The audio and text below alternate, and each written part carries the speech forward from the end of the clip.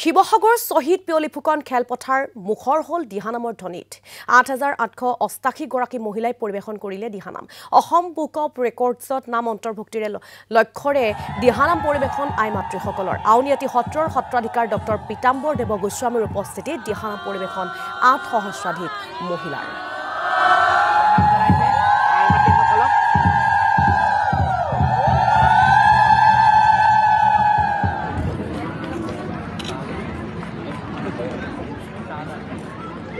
সাংস্কৃতিক কলা কেন্দ্ৰই এটা অভূতপূৰ্ব আৰু অতি শৃংখলাবদ্ধ অনুষ্ঠান এটা আয়োজন কৰিছে ১০,০০০ গৰাকী আমাৰ মহিলাৰ দিহা নামৰ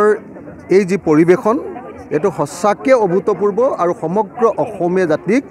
মানে চমক লগাই দিব পৰা ধৰণৰ এটা কথা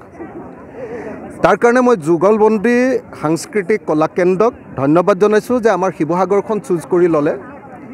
আমি নিজেই ইমান ডাঙৰ এটা পাৰ্টি চলাই আছোঁ বা এজন বিধায়ক হিচাপে ইমান ডাঙৰ এটা অনুষ্ঠান পাতিবলৈ সাহস নকৰোঁ যেটো যুগলবন্দী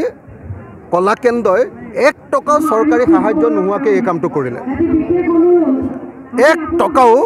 সাহায্য নোহোৱাকৈ তেখেতসকলে এই কামটো কৰিছে চৰকাৰী সাহায্য নোহোৱাকৈ এটো অভূতপূৰ্ব ঘটনা মই নিৰ্মলা দাস বাইদেউকে ধৰি এই অনুষ্ঠানৰ লগত জড়িত প্ৰত্যেকগৰাকী উদ্যোক্তাক মোৰ হৃদয়ৰ পৰা গোটেই শিৱসাগৰবাসীৰ হৈ ধন্যবাদ আৰু কৃতজ্ঞতা জনাইছোঁ যে তেখেতে ইমান ধুনীয়া অনুষ্ঠান এটা আমাৰ এই পিয়লি ফুকন ষ্টেডিয়ামত অনুষ্ঠিত কৰিলে।